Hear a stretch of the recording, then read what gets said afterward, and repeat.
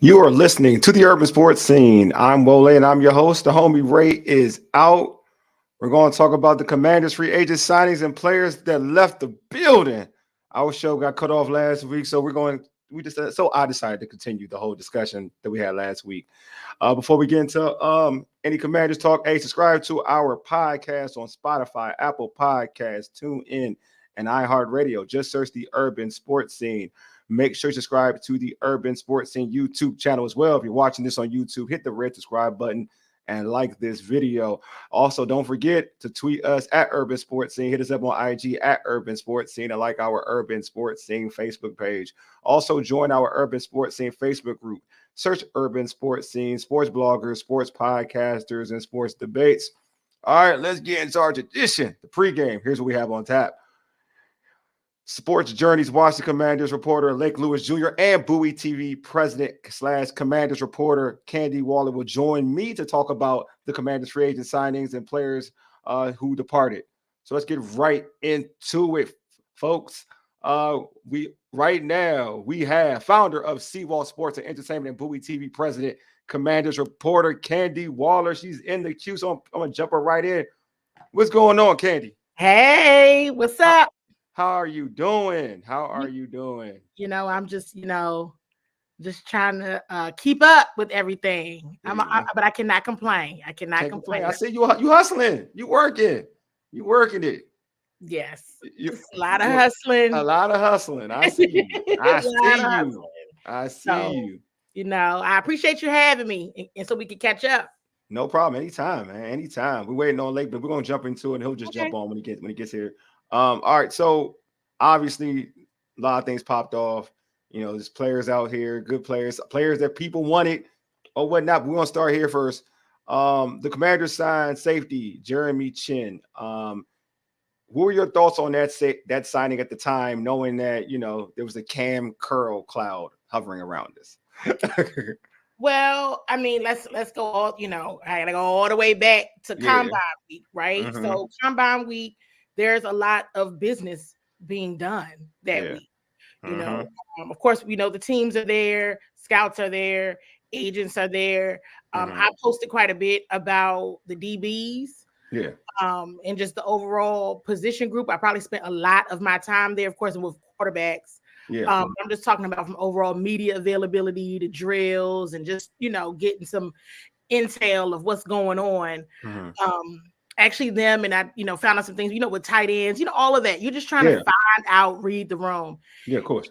And I think during the right after the tag period, Cam Curl posted, the deuces, Ooh, yeah.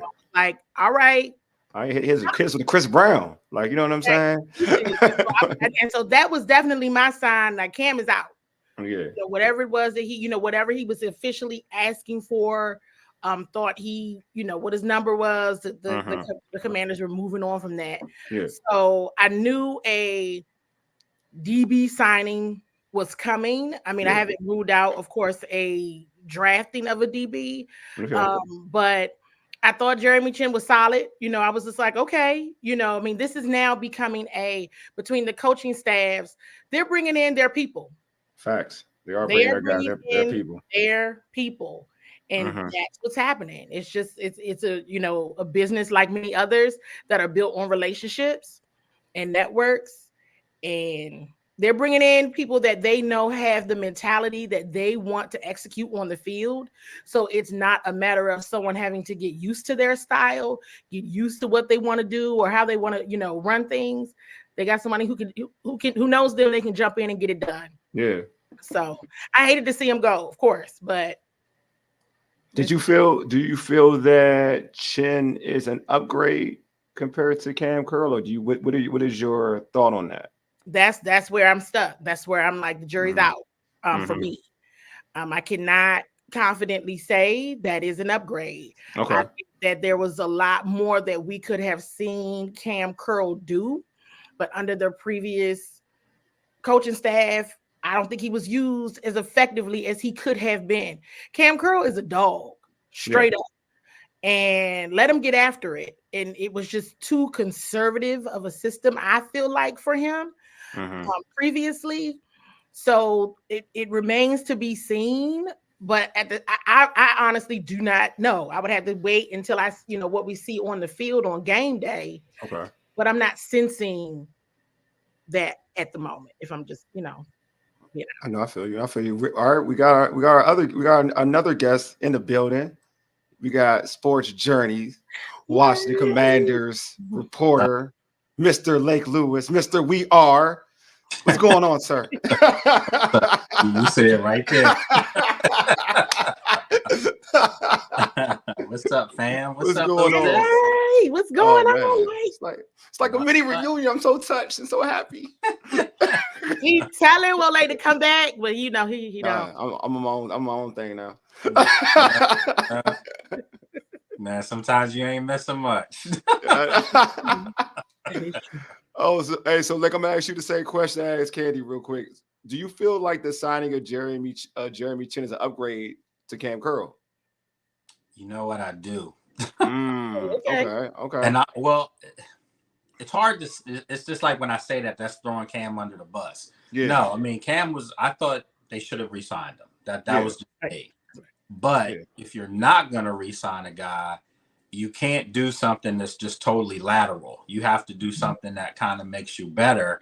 Yeah. And I think for maybe what they want to do defensively, I think Chin is just as good, if not better, for what they're trying to do.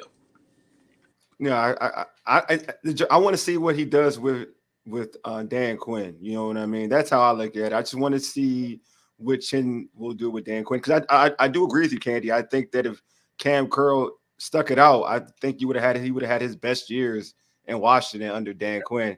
But the problem was and it's wild because what he signed for was kind of low to me. 2 years to 13 mil. I thought he can get at least about 10. I didn't think he was gonna get 16, didn't think he was gonna get 15, didn't think he was gonna get 14, but I thought he can get 10. So him getting that deal, I was like, oh well, I was wondering what did Washington offer him? Or did he not read the room in terms of the market? I don't know. Yeah, I don't think they did. Okay. And you know, guys, look, and this is the hard part about this. And Candi, you know, being out there knowing these guys, it's hard for us sometimes to put the truth and reality and our feelings aside, because you do develop relationships with people. But I think the big picture is, let's just be brutally honest with this. Yeah. A lot of these guys that have been in this locker room have become accustomed to losing. And and when you're a new coach, new GM, new ownership, you want to bring your own guys in, but you want to bring people in that can reset a culture. Now, in fairness to Cam Curl and some of the other guys that Curtis Samuel, guys that are no longer there, Sam Howell, you know, Chin's coming from Carolina. Luvu's coming from Carolina, and they haven't had any success either. So if you're going to say that, then you have to be able to back it up with, you know, these are your guys. But I think it comes down to style of play. That's what I truly believe is going on here, at least on the defensive side of the ball. They want absolute dogs on that side of the ball that force turnovers. Remember, Joe Witt's Dallas Cowboys defenses over the past few years, Dan Quinn's defenses have been one of the leaders in turning, you know, the ball over. Yeah. Cam Curl, that wasn't his game. He didn't turn the ball over. He didn't create turnovers. He was just a solid tackler and a smart player. So I think they're looking for guys that are going to make somebody put the ball on the ground. So Candi, do you think that if Cam Curl was in this system, will you be able to create turnovers, or is that just something about him? Like he's not a turnover ball hawk type of safety? I think he wanted to be, I think he wanted to be. He would absolutely talk about that, right? Like he would say, he wants to be the top safety in the league, Pro Bowler. He wants 6 pick sixes. He wants all these, it just, in reality though, that's just not what happened. And it leads you to exactly what Lake was saying. Okay, was it the system, kind of what I was saying, or is it just a player because it's ingrained in him now? It's just who he is. So does this group of coaches feel like they have to tailor somebody to their system when they can just go out and get their person, or go out and get somebody that can absolutely already execute the way they want them to play?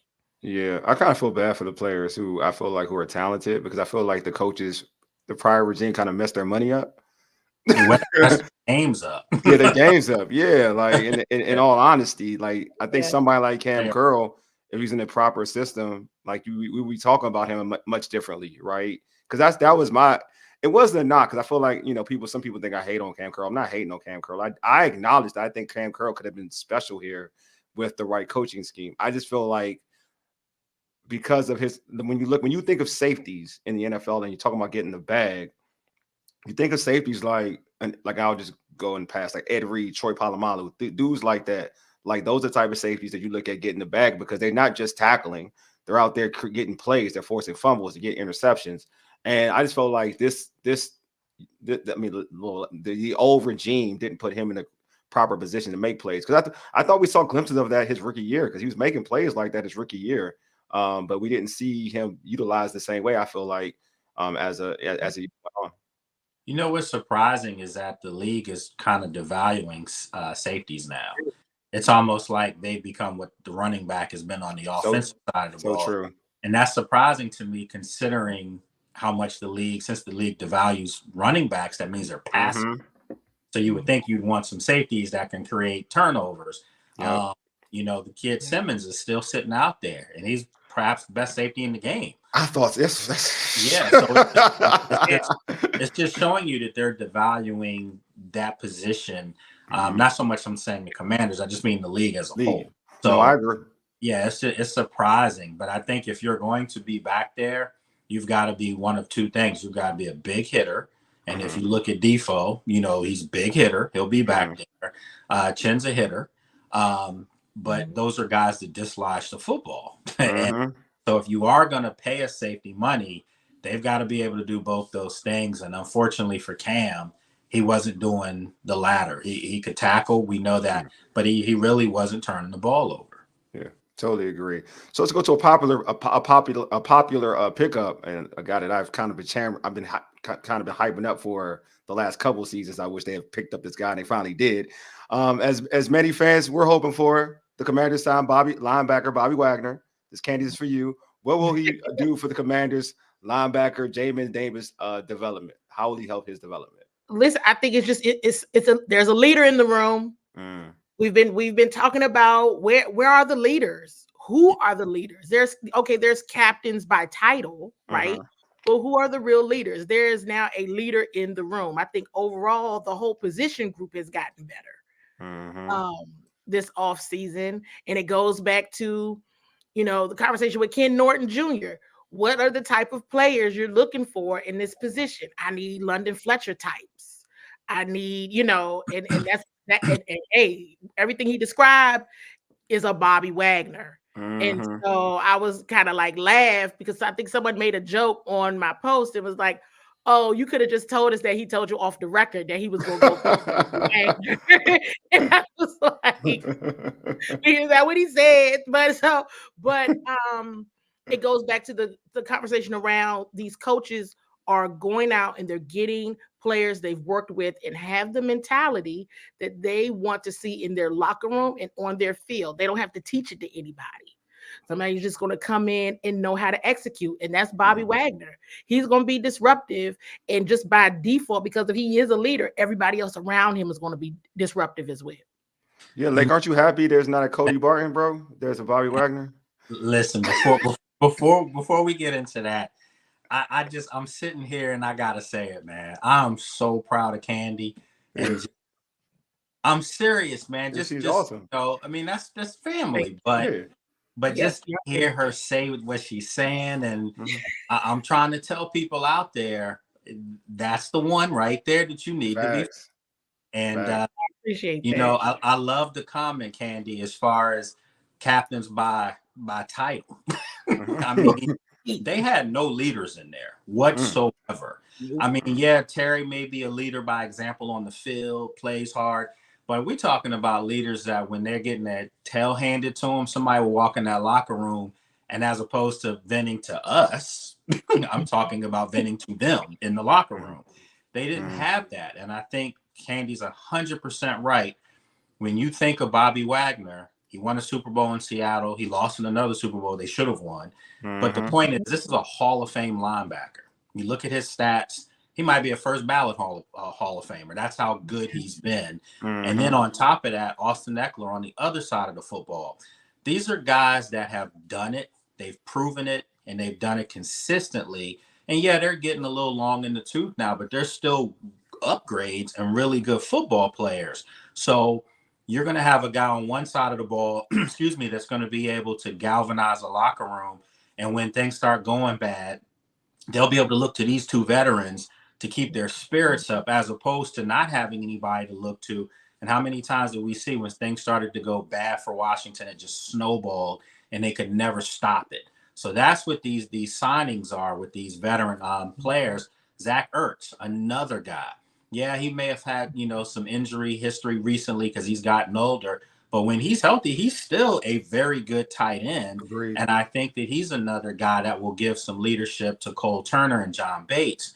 Not saying that Logan Thomas didn't, but you guys know me. I don't like when guys are the first ones to talk to us in the media after a loss. And it becomes routine. I don't want to talk to you. Because if you're talking to me, you probably didn't do what you were supposed to do. So so now we don't have to deal with that stuff anymore. That's so true. So you mentioned Austin Eckler. So I'm actually a fan of B. Rob Lake, but I want to get your opinion. Who was running back one? Is it Austin Eckler or is it B. Rob? Oh no, there's no question. It's B. Rob. When I said an upgrade, and I mean this because I'm cool with with Antonio, with AG. Yeah, but you can't debate the fact that Eckler's had a much better career. Of course. And then on top of that, he's a hell of a pass catching back out the backfield. I mean, the problem with AG was he a running back or was he a wide receiver? I think Washington messed him up by making him do things that he didn't do in college, and they tried to run him in between the tackles. That's not what he did when he was in college. So, but now you look at Eckler, he's got another thing going for him that's going to help him and B. Rob. And that's his coach, Anthony Lynn. I mean, there's familiarity with that. So now you have two guys that I think will be the perfect complements. And then, of course, Chris Rodriguez, don't forget about him. So now you have a running back room where guys can distinctly do certain things as opposed to guys looking eerily similar to each other. Yeah. So, Candace, for you, so how do you think Austin Eckler helps B. Rob, and does he help B. Rob take his game to the next level? We see flashes of B. Rob. We can make the argument that maybe he doesn't get enough carries, but we see flashes with B. Rob. How do you think that Austin Eckler is going to help B. Rob take his game to another level and be one of the better known running backs in the NFL? Yeah, I think it's exactly what Lake was saying. I think it's going to make B. Rob better. I mean, they've been looking for that 1-2, like a solid 1-2 running back punch coming out of the backfield. And they got it. Like, they have it right there with what they can do right there. I was a little, Antonio was one of my people, one of my people. And I was, they probably leave it. And then when they really do, it's like, oh man. Dang. And I went on a whole rant. No new friends. I don't want no new friends. No new friends. No new friends. But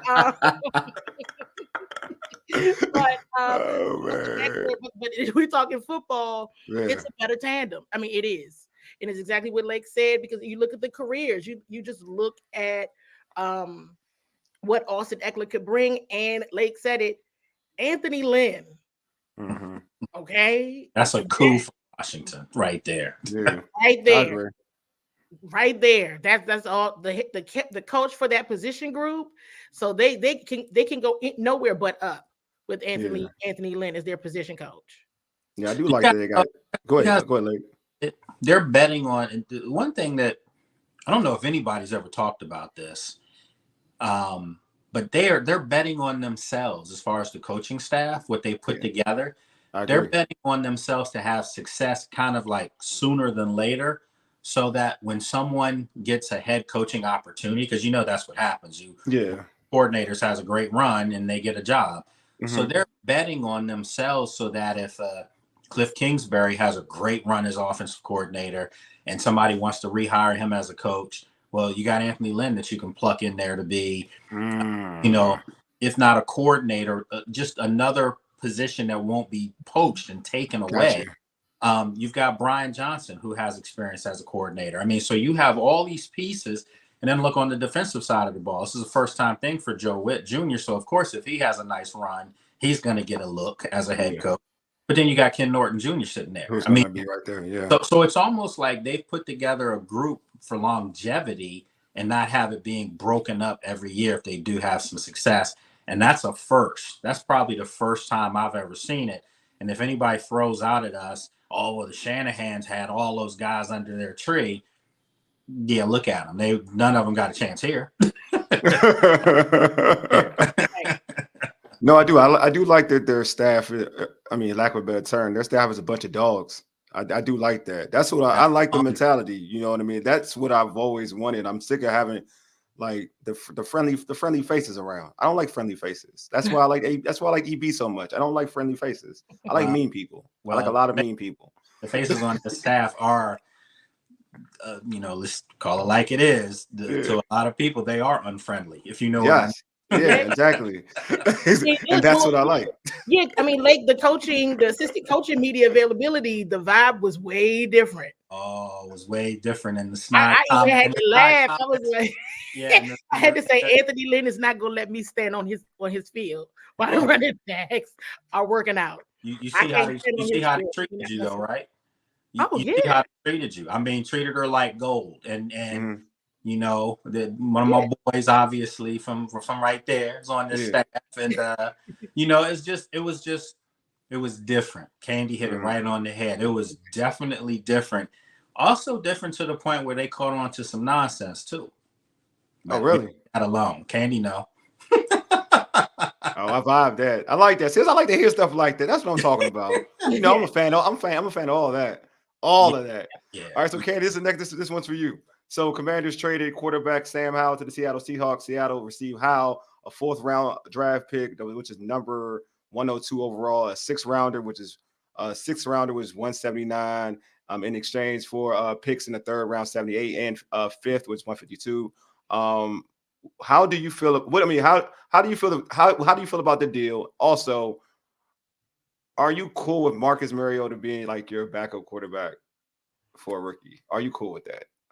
Well, first, I thought the deal was solid. I thought the deal was good. I was like, okay, this is a good deal. I was like, Adam Peters is a genius. Mm-hmm. I was like, how is he doing this? And then, of course, not to change subjects, is similar. When I saw the Justin Fields deal, I was like, well, let me find out. The Commanders just got more for Sam Howell. Is all who's making the deal, in my opinion. They got more for Sam Howell. So it was a great deal. For sure. I never thought about that. You're right. They did. Shoot. I mean, seriously, I said it on my pod that I thought that Washington fleeced Seattle. They did. Oh, sorry. I mean, now you can say it. They did. They fleeced them. I mean, to get a 3rd rounder for Sam Howell. Yeah, I know. I mean, I think everybody makes that deal. I mean, over and over. And then you look at what Pittsburgh gave up to get Justin Fields. I mean, they basically sent a pack of Twizzlers to Chicago and got that. So I was surprised, man. That's I mean, listen, and this is the surprising thing about that. Adam Peters was coming from the 49ers. Seattle and the 49ers don't get down. They don't mesh. So for him to do that with them is even more impressive. So man, I said the offseason, the signing of the offseason is Adam Peters. Oh man, you got that right, Candi. I like that too. I'm out to borrow. Look, I'm borrowing. You taking bars? You taking bars, like you taking bars right now? Is that what we doing? Fire out here. You know what I'm saying? You snatching these bars out? I see you like you snatching her bars. I feel you. She said, "Captains by title only." She getting them. She knocking them out. You know, she knocking them out, man. Signing of the offseason. Hey, look. I'm telling you, man, if people aren't excited about what's going on right now, then you're never going to be excited because I understand it has to translate on the field. But I had somebody come at me, I was in St. Thomas last week, and I had people coming to me saying, oh, this is Ron 2.0. Everybody was excited when he came in and he was doing that. And I'm like, when did he do this? He did never do this. Nah, he never did this. That's throwing too much. That's throwing too much shade, to be honest with you. For them to even put Ron Rivera's name on what Adam Peters is doing, that's what I'm saying. That's too much shade.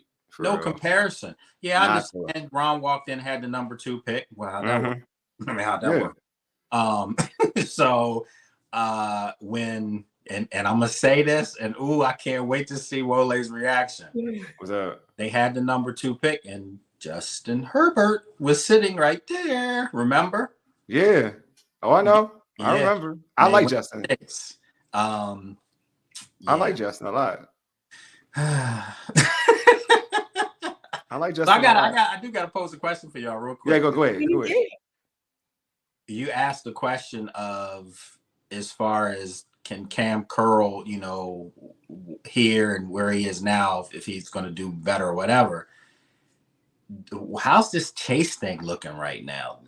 Oh, the neck, the deal too. Chase Young. I'm just saying, does his neck? You talking about his neck issue? Yeah, but I'm saying, does it look to you guys like I'm still upset they got rid of Montez. I'm not gonna ever hide that. Yeah. I thought they should have kept Montez, but the fact that you got rid of Chase, it's not looking that bad now. No, it's not looking bad at all. Not looking bad at all. Nah, not at all. I mean, I root for any local kid. So that's the first thing I'll say. I know a lot of people get on me, like, about how I talk about Chase, but I root for every local kid. That's going to be Caleb Williams too. I'm rooting for him too. Sure. But in terms of just keeping the football, yeah, it's working. It's looking right for Washington.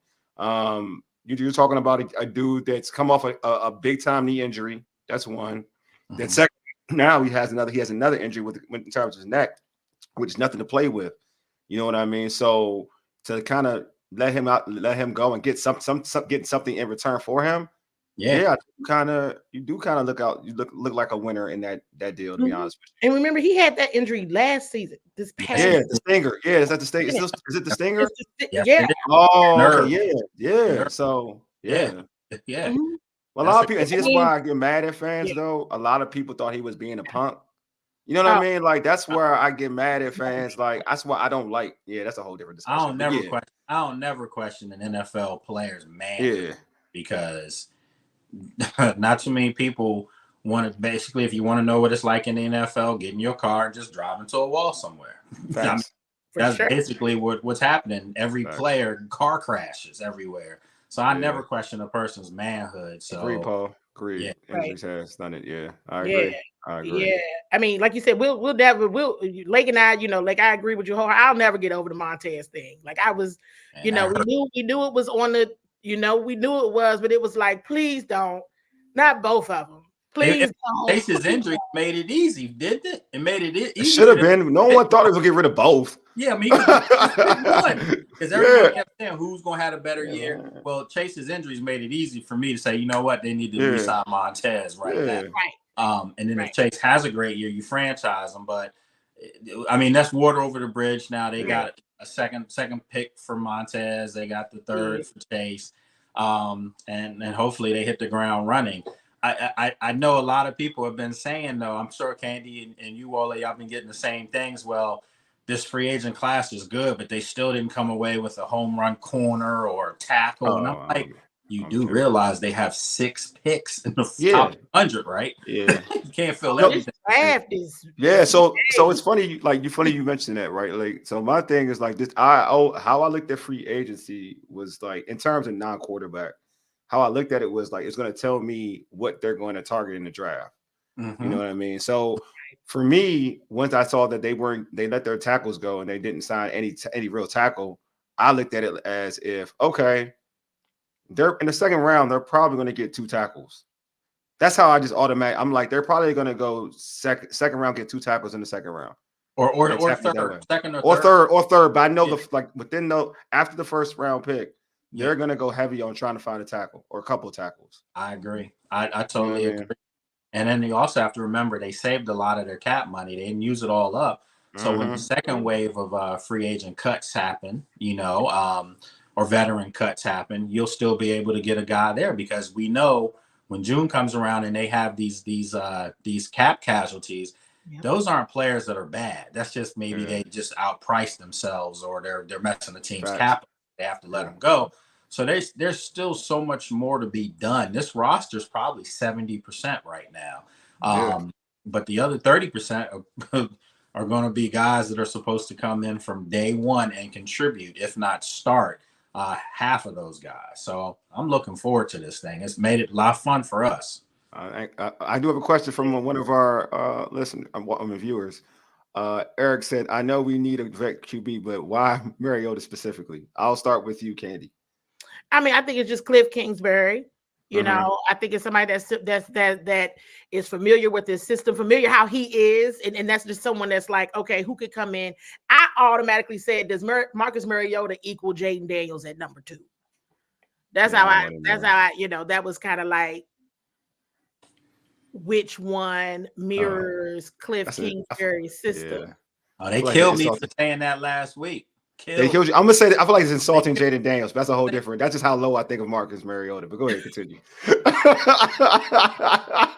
That's just how much. That's just me. Just how low I think of Marcus Mariota. No knock on. But you know what I'm saying? Like, I would also say this. I brought this up on my page before when it was. No, we knew Sam Howell was not it for this regime. We knew this. We talked about this a lot at Combine because we were talking about, Adam Peters came right up and said, now I'm here to find another quarterback. And I was like, Lord, Adam, why Adam, where's PR? Where we going with this? Oh, man. It was like 30 seconds into it. And then he tried to clean it up later on. It was like, it's already done. We know, right? Like we all know. Yeah. But it's Cliff Kingsbury doesn't strike me as the type of person that doesn't know who he wants and needs to result to a quarterback competition. I think that is just what we've been used to within this space in Washington football of a quarterback competition. So we just say it because it's what we've been saying for the last 30 years. I don't think Cliff rolls like that. And I don't think there will be no quarterback competition. There won't be one. They know who they want. No. Oh, it better not be a quarterback competition. This is a quarterback competition. Is a problem. That means our rookie quarterback was bad. There's a competition if they draft your boy though. Who, Drake? Yeah, I don't think Drake will be ready from day one. Oh, Drake can beat out. Drake can I just don't think he'll be ready from. I think he's a talent for sure. But he's got a lot to clean up. But I think Caleb and Jaden Daniels. They hit the ground running. See, this is my thing. I think this is my thing. So I do like Cliff Kingsbury, but I have my questions about Cliff Kingsbury. What's that? My question. All right, so who do you think, who's to you as a prospect, as a true prospect, who's better to you? Do you think that is Jaden Daniels better than Kyler Murray? Do you, as a prospect coming off the rip? Because I would say no. That's a tough one. You know what? It's a body of work in college, and he was doing it. I would say Kyler's better than Jaden. I mean, body of work. Out of college, Jaden has the better body of work, ironically. In 1 year? No, he didn't do this in just 1 year. He did it 1 year in his second year Arizona, right? So no, but I mean Arizona State for 3 years. He had solid numbers. They were okay. Over 3,000 yards. I know LSU numbers are better. McCarthy didn't throw for 3,000 yards. Believe me, I know that. I never talk about JJ. They had that wow factor at the combine. Yeah. He was there. Yeah, I don't never talk about JJ. He looked really good, but But I love JJ. To answer your question, Kyler Murray definitely had a little something pop. Yeah. But Jaden has that. I don't think we've seen best football, and that's why I'm so high on Jaden Daniels. Okay. He didn't have. You guys still with me? I'm with you. No, with you. You stuck. I got you now. You back and rock and rolling. Go ahead. Cool. Yeah, I think Jaden Daniels, because Brian Kelly wasn't having him throw intermediate routes underneath. They didn't use tight ends, so a lot of his stuff was him running or throwing the deep ball. That's what you see in all his clips because that's what he was doing. But he also had 2 first round wide receivers. So those are the things that you have to put in play. When he's had talent, he's produced big time numbers. And I'll ask you this: Malik Neighbors and what's the other kid, Flowers or whatever? I know you're talking about. What's his name? I think Neighbors is the real one. The other Flowers. one's I think it's Flowers. Okay, but this is the thing: are they better than Terry and Jahan? That's what I'm saying. So he's not leaving LSU to come to a situation if he is the quarterback here. Brian Thomas, that's what Brian Thomas. There you go. Thanks, Paul. Appreciate you, homie. Yeah. So he's not leaving LSU with Neighbors and Thomas and going to an NFL team that has nothing. This Washington team has some skill set guys already. They probably need to get another big receiver, which I think they will in the draft. But I think that Jaden Daniels comes in and instantly becomes the quarterback from day one. I truly believe that. See, I think so. The same argument for me. I mean, look, I said this on another show. Like, I don't have an issue with it either, because I feel like when you go on like social media, it's almost like it's Bloods and Crips, it's Pac Biggie. like you don't like one, then you like, oh my God, I can't believe it, I hate you, and this, that, and the other. So social media is politics, man. Yeah, that's all it is. I don't get into like if Jaden Daniels is a quarterback, I'm cool with it. Like, I'm never going to be like, oh no, why do we get him? I'm not going to be that person. But like the reason why I like Mays, because everything you said about why you like Jaden Daniels about having two top receivers, this, that, and the other, May had none of that. He didn't have that. He did. And he had none of that. He was putting up numbers. He had to go against some of the teams that we look at like are better, like the Clemsons of the world when the Clemsons were decent. Like, he had to go against the teams like that. Dude has put up numbers with no receiver. At least when Sam Howell was there, he had a talented squad. Like, but his last year he didn't. But he had a talented squad. No, May ain't have any of that. Yeah. No, you're right. You're right. And so it's like, I think that with depending on how they utilize either of these quarterbacks, this is my thing. Depending on how they utilize either of these quarterbacks, they can have success. Because if they lean on the run game, which I hope they do, these quarterbacks can have some success, because you're not putting it all on their shoulders to do everything. Because like Jaden Daniels is like, and this is the thing, I don't want, because I expect these dudes to struggle. Like, I'm gonna keep it a buck. I expect both dudes to struggle. Because what happened with CJ Stroud is an anomaly. That doesn't happen every year. Like, what happened with RG3 is an anomaly. That doesn't happen every year. What happened with Andrew Luck doesn't happen every year. You know what I mean? Your favorite all-time quarterbacks in life have struggled tremendously for year one. Peyton Manning struggled. John Elway struggled. Troy Aikman struggled. A lot of your favorite all-time great quarterbacks struggled in year one. You know what I mean? The anomaly of having a CJ Stroud and folks like that doesn't happen every year. So I always have the expectation that a rookie quarterback is going to struggle. That's why I'm not down on Bryce Young, because I expect that. I expect you to struggle. Josh Allen struggled. People wanted to run Josh Allen out of Buffalo after year one.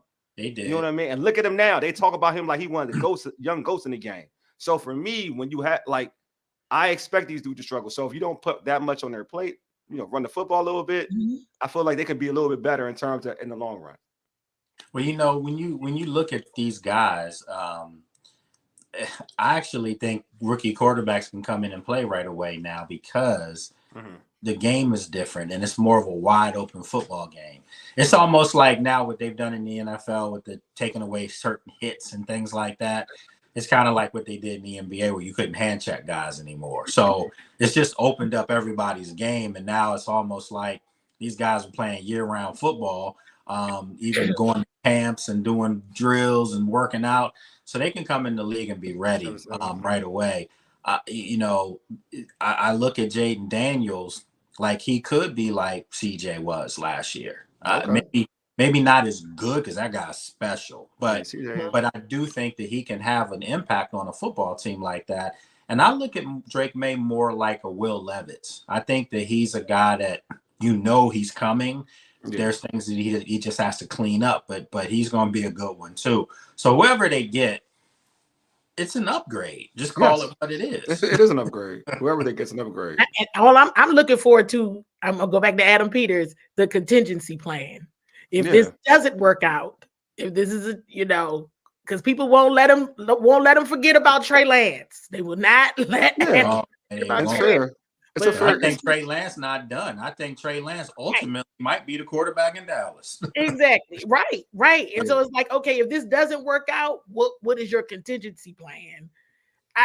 I'm not worried just because it's like I'm not worried. I don't know who it's going to be. You know, we can use our clues to try to figure it out, but it's like I think they know who they want. I think they know what they're looking after. And let me say this about Coach Kingsbury too. I wasn't necessarily sold on Coach Kingsbury, right? But I said, let me see who they staff this with. Yeah, the staff makes it a lot better. It makes them tolerable. It makes them more tolerable, to be honest with you. You got a hell of yeah. He's loaded up with his coaching staff. Very impressive. And you know what? People have to remember that the problem in Washington all these years, guys, has been whoever you made your quarterback, he was still always looking over his shoulder because there was still somebody behind him. Yeah.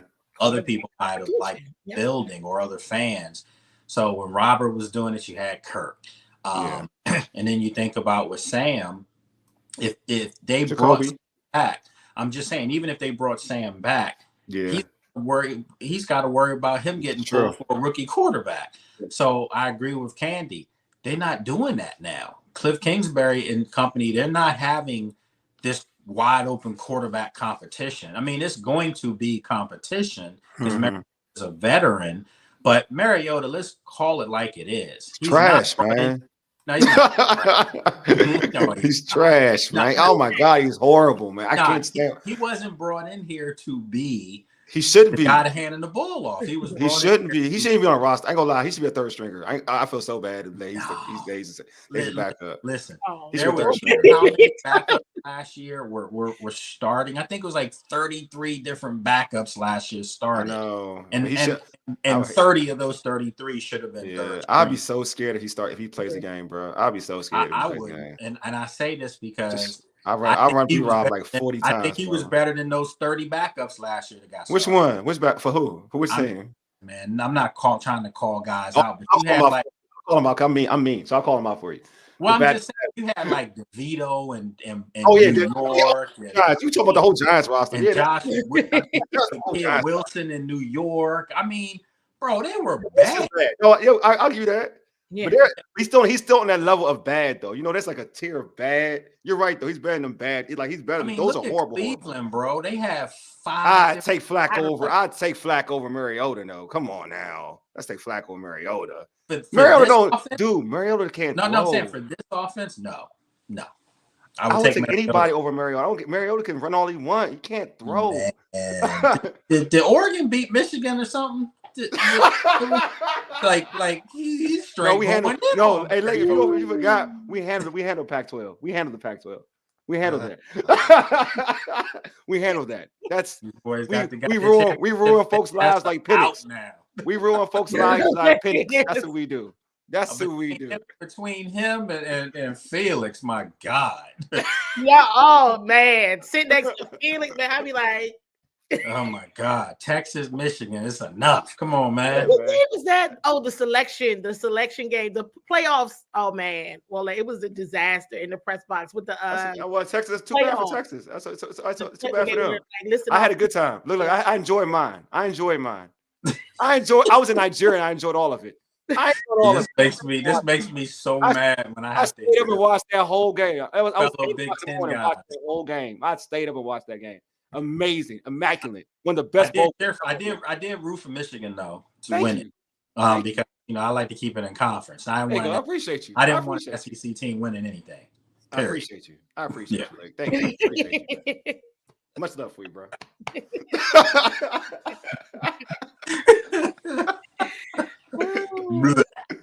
I'm telling you, it felt good, right? Just to have us win. I know it felt good. I ain't gonna lie, it felt real good. So in terms of the signings, then.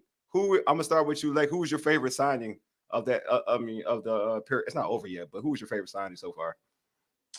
I mean, for me, it's a tie for 2 of them, and I know that's taking the easy way out, but I think that Bobby Wagner signing was humongous. I agree. Humongous. Everybody was waiting on. Yeah, just from a cultural standpoint, it was It was needed, and now you won't have anybody crying in the locker room. You just won't.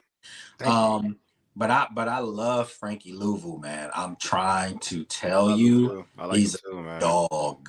That's my answer. That's my answer. Oh, Frankie's okay. my favorite player. Yes, he's family for real, because that's my favorite one right there. Right there. So let's think about what we just said. You got both them side by side. You going from Mayo and Barton to this? That's like literally going and from. And then you got more speed with Jamin. Street basketball in their 7th and 8th grade to me walking out there one day with LeBron and Steph. I mean, that's no lies told. That's literally the time you went from a budding Pro Bowl young player and a Hall of Famer from two guys that probably shouldn't have been on the roster. I agree. Now and also you have legit speed with Dump. You know what I'm saying? Like that's what I like. You got Jamin Davis benefits from all of yes, that's what I'm saying. Yeah, Eric, I agree with you, homie.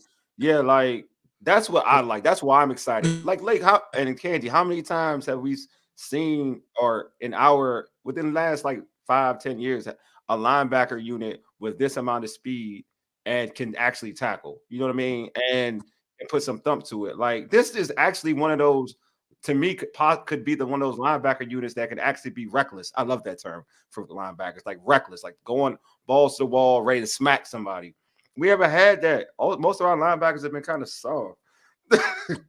Well, I think that's the intention of Joe Witt Jr. That's right when we were sitting there, Candi, he said he wants guys that are going to get to the ball in a violent manner. And he flat out told us. That's my language, man. That's my language. Oh, he did, but he flat out told us too.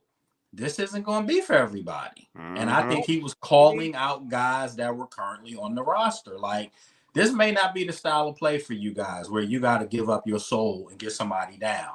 Yeah. And they're going to weed you out. But I think there's no mistake in that when you watch the Commanders going forward, they're going to be a team where they're putting a hat on somebody. And we said it for Ron. That's what Ron came in and said. It was lip service. He came in from day one and said, when you play the Commanders, win, lose, or draw, you're going to know you've been in a fight, whatever. Nah, man. That's not what happened. Teams looked at the Commanders and were like, they used to call them the get rights. You know, what? Well, yes. Yeah, because it was like, I'm getting ready to pass some stats today. Yes. Yes, we made Russell Wilson get right, but then we still won. But still, he looked that one half that man like he was Joe Montana. We saw a lot of guys look right against Washington. Exactly. Yeah. Justin Fields looked like Michael Vick. I mean, how many times did Daniel Jones got his contract? Daniel Jones looked like Tom Brady against us, bro. He did. And I will always talk about Justin Fields. I mean, like, I don't know why anybody was so bad about Justin Fields from the Commanders fan base. No, we should never talk bad about that man. Single-handedly beat the Commanders. Not what we know. We know the disaster on Thursday night last year. The year before that, I know you talking about. Yeah. They only lost by 5 points. It was 12-7. I remember that game. Single-handedly beat them. I agree. Like, this is embarrassing. Yeah, man. Yeah, so hopefully them days are over, and it can get back to some real football around the Beltway for real. Yeah, I mean I don't. This could be speaking too soon, but if they're not going to lose like that. No, like some of the losses that we saw. Oh, last year, no, they're gonna lose. Guys quit. Yeah. We're not gonna see guys quit. We're not. No. And we're not gonna see guys in the locker room smiling after they got bludgeoned on the field. That's what irritated me to no end. Just over the years, seeing guys that, I mean, this is your craft. And if I have a bad day at work, or if we have bad days doing what we do, you going to bed with that. You literally going to bed like, how can I not have this day again? But I don't know if maybe people show their anger in different ways. Some guys laugh to play it off.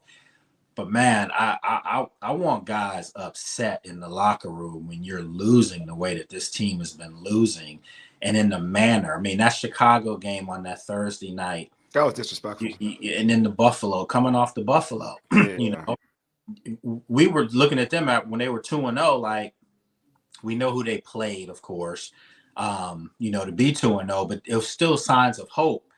And then just the wheels fell off, and they weren't just losing.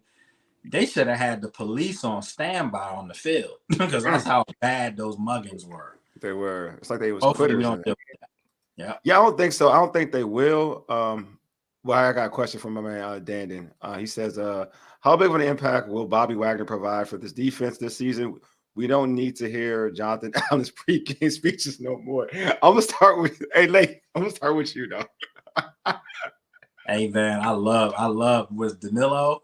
Hey man, Dandon. We call him Dandon. 100%. No, don't want to hear any more speeches from him. Don't. The Bobby Wagner signing, we talked about it a few minutes ago. Yeah. It's big, man. It's big. It's big for their culture in the locker room. It's big from a professionalism standpoint. It's big from, you know, they didn't have a guy in the locker room last year that could stand up and say, hey, look at me. Look at how I get through this adversity. Or look at me. You know, we've had some success, but keep your head down and keep going. Bobby Wagner can answer and check all those boxes because he's a Hall of Famer. He's a Super Bowl winner, played in multiple Super Bowls, and he's been probably one of the best 2 or 3 at his position since he's been in the league. So I just think that now guys won't be able to duck and dodge and run and not want to listen to anybody because they've got a guy that's proven it. And I think Eckler on the other side of the ball will be that face for them too. Ken, this is for you. Eric said can't get rid of Jonathan Allen fast enough. So are you surprised? Because a lot of fans have kind of turned on Jonathan Allen, which I have not turned on Jonathan Allen, but I get the frustration because I'm kind of annoyed with some of the things he's kind of come out and said too as well. But are you surprised that he's still on this roster? Because he did say he doesn't want to deal with a rebuild. And this is a rebuild. This is a true rebuild. So are you surprised that he's still on this roster? I mean, today, yes, but the season isn't over, right? The season ain't over. I don't know what Adam Peters. Hey, you ain't lying. I really don't know. I'm like, you know, hey, Lake, we worked this hard, and I know since I've been in this, game with y'all. Was it 7 years now for me? We have never worked this hard in free agency. Never. They did their due diligence. They signed guys that most fans were like, who the hell is that? Well, we knew who those players were, right? But those were the guys that they would never touch in the past because they didn't have a name. They didn't have that splash. Right. Well, this might be their best free agent group that I've seen them bring in. Wow. Okay. Ever since I've been covering them. It's that solid on paper with good players. These are hungry guys that are now being able to step out of the shadows of other great players they were lined up with, and they can beat a guy. I mean, when you look at Farrell, you know, when you look at Frankie Louvu, I mean, these are guys now that they're at 26, 27 years old. This is when you take the next step, you know, in your career to be either great or just a good NFL player. And I think that they're hoping that maybe 3-4 of these guys that they brought in really give them impact. Dorrance Armstrong as well. I love what they've done, man. I really do. I mean, yeah, and let's be for real. I mean, they still had a culture problem. Yeah. Right? You said it earlier. Like, I mean, this group is used to losing. Sure. So you have to make an impact in free agency. You have the money, right? You have the expertise on your coaching staff. Right. This was definitely, and we've heard them say this, that this was going to be a collaborative effort. We can literally look at each signing and see where a coach had input. Absolutely. Where a coach got to go and get his guys. Yep. That's what they did almost at each position group. And they let them go out and get their people that have that right mentality. And you have to bring in people with that mentality because these guys just don't have it. They don't. And so they need that support from other players. Jonathan Allen can't keep doing the pregame speeches. How would he know how to get the team ready to go to win? I mean, it's not Alabama, and that's what I always kept saying. This Terry, Ohio State, you know, Duran and John, Alabama, Brian Robinson, Alabama. I respect programs in college because they do great. Yeah, but unfortunately, everybody in that Commanders locker room are professional losers. And that was the realest statement I've heard in a long time. They're professional losers, meaning it's not them as people. I'm talking about the results on the field. Yeah, it's a resume. It's the resume. So, absolutely. So now you got a professional winner coming in and Bobby Wagner, and he will tell these guys, yeah, you may have, individually done some things, but collectively, what have you done to make your teammates better? What have you besides running and complaining? So now it's a different game. And when Dan Quinn and Adam Peters and even Josh Harris talk about a winning culture is guys coming together to play for each other and not finger point and not, find fault in coaches and stuff like that. I mean, we all played sports, man. I played in college and I could find many a fault in my coaching. But you got to listen. You don't have a choice. So now hopefully they can change all this stuff. And like you were saying, we know these guys. They're good guys. They're good guys. They're not bad people. They're great people. All of the above. But they need to be led. They need somebody. They don't have the answer at this level. So Jonathan Allen needs the support. He needs somebody to be able to give these pregame speeches to get him hyped. Because to get him ready to go, to get others ready to go. They've tried that experiment. It hasn't worked. Okay, bring some veterans in here that know how to get this done. And it could hit the ground running and everybody can flow along with it. The pregame speeches were cool, but it didn't result in the outcome. It was too much talking. Yeah, guys, rah, and then 5 minutes later, nose is in the dirt. You got tired of that. So you know what Bobby Wagner is, guys? Bobby Wagner is a saddle. That's exactly what he is. And he's got a bunch of young bucking Broncos and horses running around. And they never got steered properly. They never got, somebody that can saddle them up and calm them down and get them to focus and play football the right way. So now you've got that in there again, like Candy's saying. I mean, I think this Bobby Wagner signing, and I'm serious, this might be one of the biggest signings that they've ever had. I agree. Decade, and I mean that. I mean that too. I agree. I agree. And for a low, this is like a break a bank. Yeah, this is like Fletcher all over. I totally agree. That's a great comparison. I totally agree with that. So, Candy, you called me when you said like nice guy, like they're nice people. Like I almost bust out laughing because that's like my thing against like when somebody says somebody's nice, that means they trash to me. I knew you were gonna say that. Like when somebody says someone's nice, I'm like they trash. Because like that, it's like the person you say like when someone says you find that person attractive, that person's so nice. Like they're so nice. You never say that person's attractive. You just say they're nice. Why can't they be nice and attractive though? No. If you don't even say attractive, you just say the person's just nice. If you never add the end that they're attractive, you say like that person is so nice. So basically, so nice. What you're saying is because Candy said John Allen and all these guys are really nice young men. Yeah, that's all she said. They're nice. She didn't say it was great players. She said he's saying nice. They trash. She said they trash. No, I mean they are nice, but I'm playing with you, Karen. That's how I would do it. Sometimes so nice. I do say that about people. That's why I'm laughing too. But they were missing something in that culture. I think they were missing something. Of course, we all know this, right? But it just because I would call Ron Rivera nice as hell. I think he's super nice. He's real nice. Like Ron Rivera is so nice. Like amazingly nice. He is. Like awesomely nice. He is. Just say it. Nah, he is. He is. Nah, he is. He is. He really is. You're being serious. Yeah, agenda driven, but yeah. But no, like seriously. I said that was one of the nicest locker rooms that I've ever covered. Hey, listen. Yeah, it man, really was. Nice people, man. And that's how I knew that's how I knew they were going to be doomed. I know exactly.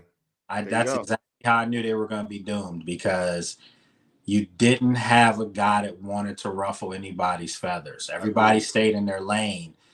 And let's face it, when you talk about the GOATs and all the sports and their specific crafts, Tom Brady was not liked by a lot of Not at all. I mean, Troy Aikman when Dallas, they hated the dude, man. Yeah. I mean, I'm saying all the guys that are supposed to be the leader of your team, more than likely isn't going to be the most liked guy. Agreed. And I think that you have to have somebody that's a dog. And fortunately, they have a chance to recalibrate, because they're not saying rebuild, recalibrate this thing. And that's where I think it's important for them to nail down this quarterback. To me, it's more about the quarterback's leadership qualities more so than his game, because all these guys can play football. Yeah. I mean, you can go down to Bo Nix, Michael Penix, JJ McCarthy. All these guys are really good football players, okay? But who's the guy that's going to tell a veteran, shut the hell up and let's play some football? True. So that's what I'm looking for, to see who's going to be that guy that's going to be the leader, literally, in the face of the franchise. Because the face of the franchise should not be your wide receiver. No, it shouldn't. It should not be. The face of the franchise has been Terry. Terry's earned that. He's earned it. But that's because they haven't had the face that it should be, which is your quarterback. Yeah, I agree with that. I totally agree with that. You know what, this team kind of like, the way they're built, the way they remind me of, you know, some fans aren't going, I like 2.0, but Gibbs 2.0, that first year when he brought in that defense, that stout defense, because I don't think this offense is going to be like prolific at all, but I do think the defense could be stout. Like, I do believe that this defense can do some things to keep the quarterback, whoever the quarterback is, to keep him involved in the game, competitive, not putting all that pressure on a young quarterback like we saw last year with our defense, putting a lot of pressure on the young quarterback. I think that this year our defense will help the young quarterback stay in games. So I do think that what you're saying, like about what Bobby Wagner brings to this team, is just like what Philip Daniels and company brought to that team back in the day, or Wynn, you know, folks like that, what they brought to that defense, with Joe Gibbs defense. I think they bring leadership. Like, I mean, Wagner will bring leadership, a sense of calm, and he'll have these other players playing to their capabilities and reach their maximum level. Well, and they had a coordinator in Greg Williams that exactly that too put guys in spots. I mean, you know, when you had Carlos Rogers, Sean Springs, and Sean Taylor and LaRon Landry. I mean, they had Walt Harris. Yeah, Walt Harris. They had guys that could go out and just play fast football because they weren't. And Candy, what did Joe Witt say? That's what he said. He said, if you got your guys out there on Sunday not knowing their assignments and not knowing what to do, that means you're not a good coach, because you haven't prepared them and prepped them to do what they're supposed to do. So how many times do we see these defenses over the past few years, guys just looking at each other while the best player on the opposing team is wide open? I mean, we just saw it way too many times. Like, it was like you and I could have gone out there and put up 100 on these guys. Yeah. I mean, it's you know, as soon as you were mentioning that, I thought about Greg Williams, and I was just like, man, I can't wait to see what Joe Witt Jr. does. I'm super impressed by this coaching staff. I really am, or what they have pulled together, and the experience levels, and the respect that, like I said, the players aren't coming in having to learn the coach. If that makes sense. They already know what's up. They know what the deal is. And I think they're going to be ready to execute. I don't think, I don't know what the recalibration is going to look like, but I know they're not going out here to lose.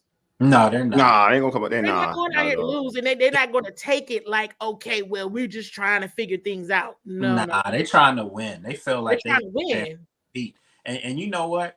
If you really want to know how special this coaching staff can be, all you got to do is look at the contracts of the players that they're signing free agent wise. They're not massive deals. So they're selling guys on. You have a chance to really create your name. You have a chance to be part of something that's being built. And then on top of that, you have a chance to forge a camaraderie with your teammates. Like, they're really selling that point. And we've seen guys come here before on big time deals, and you and I are already like, man, that guy got that bag. He's running out the tunnel with a mask on under his helmet because he's stealing money. So it's serious, you know. They were looking for a name. They could have watched them bandits because that's what they were doing. They were stealing money. But that's not going to be the case now. You're going to earn your keep here. And then if you get rewarded with a big time contract, it's because you were out there slaying people on the field. You earned it. Yeah. That's the way it's supposed to be. I mean, they even made some moves from a special teams perspective. Yeah. Right? Like even that veteran, like, thank you. The long snap, you know, the kick. I mean, I'm like, wait a minute. McManus was big. I think that was big. Wait a minute. Because I'm a special teamer. I like, you know, right? So she's been out a long time ago. Yeah, right. I was like, oh, Coach Izzo said, this is who I need, 1, 2, and 3. Yes, I like that. Please say, but I need this. Hey, Candi, what did Coach Lynn say to us that day out at the bubble? He told us. He said, what he loves about where he is right now, he said with Adam Peters, AP, he said, whatever we want, we can go to him and tell him we want it, and he will go get it just like that. Get it. Boom. If that's never been a truer statement, because he's doing exactly what these coaches are asking for. I'm so glad you brought that up, because again, that is something that the organization and this fan base is not used to. They're used to player decisions being actually made by an owner or a GM. The GM is picking players. No. These coaches are telling them what they want, who they need. That's good. AP going out there and making it happen. And he didn't tell us that in no group rum, by the way, just so y'all know. I like how you did that. I like that. I like that a lot. Put it out there. Be petty like me, Lake. I like that crap.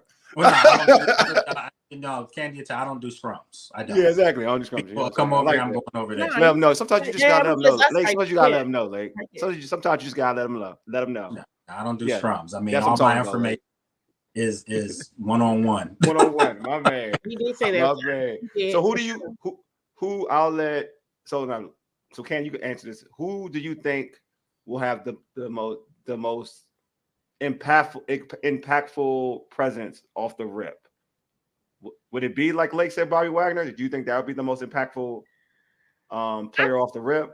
I think so, because it's Bobby Wagner. You know what I mean? That's one of the things that I still ask him in press conference. I mean, he's still very much a household name. Yeah, so I'm pretty sure that some of the young guys on the team, they're going to be like, oh my God, it's Bobby Wagner. But it's so, I mean, because, and the other thing about it is too, what I'm seeing, it's almost like these guys are impressed by each other.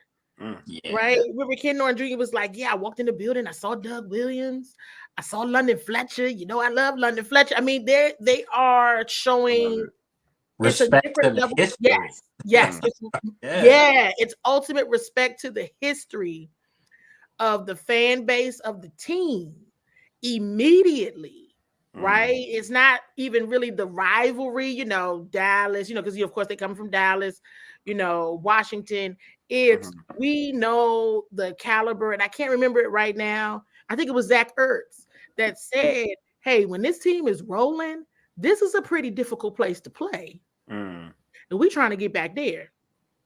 They know that, they know what's up. I mean, that we heard so many times the reference of RFK brought up, and they were like, oh, that they can get this stadium to be similar. And I think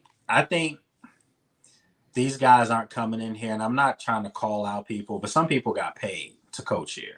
Paid. Yeah, definitely. Sure. I think these guys are coming in here with a little bit more of a lunch pail mentality of let's get this thing back. They feel like they're the ones that are going to do it. Not could, maybe, possibly. They feel like they're getting ready to get this thing buzzing around here. And it's already starting to get a little hum going to it. So naturally, the draft, you get the right things in the draft. None of us know what they're going to do in the draft. We naturally think, obviously, they're going to take a quarterback at number 2. But You just never know, man. Oh, I know they get Marvin Harrison Jr. I know it'd be great. I mean, I would be happy. Marvin not working out for nobody. I know because he's smart. He's smart, bro. He's Marvin like set a precedent that's getting ready to be followed by a lot of people. Marvin asked him. He was like, "The 9 teams, y'all need me to run a 40? Not really. All right." No, it was so funny at Combine. Everybody was still crowded around his podium. And I'm like, why? Why are y'all there?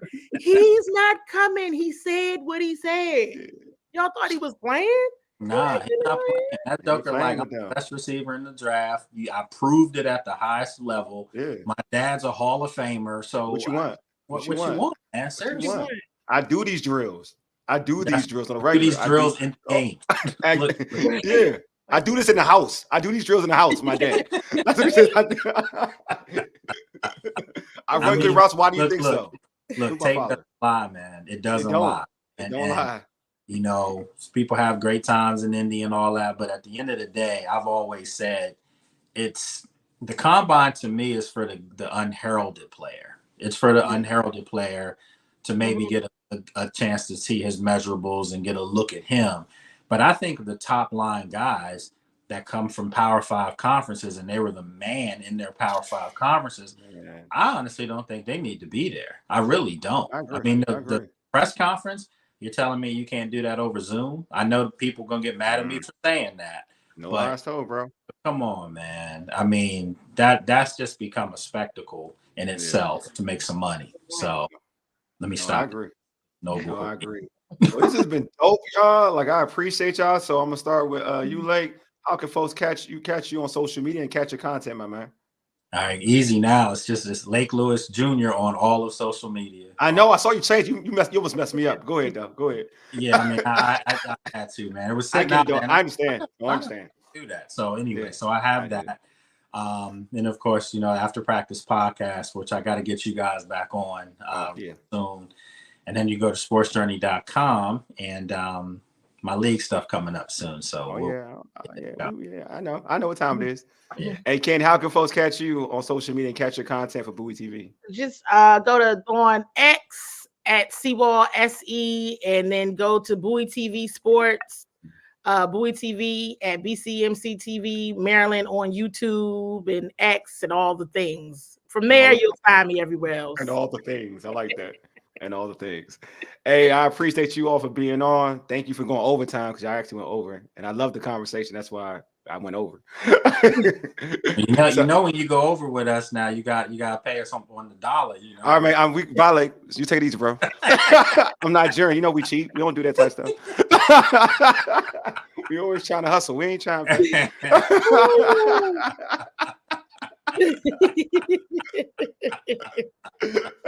Oh my God! All right, y'all take these, man. For sure. All right, man. Y'all take these. I appreciate y'all. See you. I love you guys. Love you too, bro.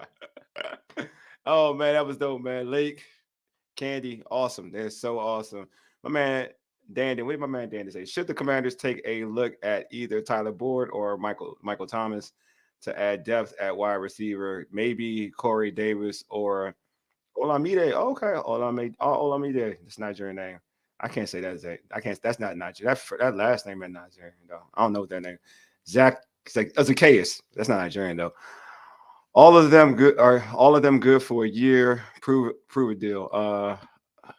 I'm sorry, a 1 year prove it deal. Excuse me. I like Tyler Boyd, but I don't think they need to. Where the Commanders at right now, I don't see them needing to pick up a wide receiver. The only wide receiver I want them to get is a wide receiver with height.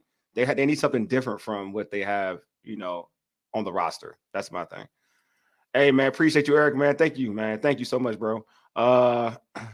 Thank you, Steven, man. Appreciate you, man. Appreciate you, man. Appreciate you. Oh, you laughed at my joke? Yeah, I'm a fool. I'm a big time fool. Appreciate y'all. Anyway, man, appreciate y'all for tuning in. Before I close this show out, let me talk about some particulars again. Subscribe to our podcast on Spotify, Apple Podcasts, TuneIn, iHeartRadio. Just search the Urban Sports Scene. Also follow us on X at Urban Sports Scene, IG at Urban Sports Scene, and like our Urban Sports Scene Facebook page. If you're watching this on YouTube now and you're a first-time viewer, Hey, hit that red subscribe button and like this video. Also, check out the Urban Sports Scene at www.urbansportscene.com. Again, thank you all for listening, tuning in. Thank you, Candi and Lake, for doing a darn thing on the show. Appreciate you all, because you all are really the real MVPs. Anyway, you've been listening to the Urban Sports Scene. For Aegis, you dig? Deuces. I'm out.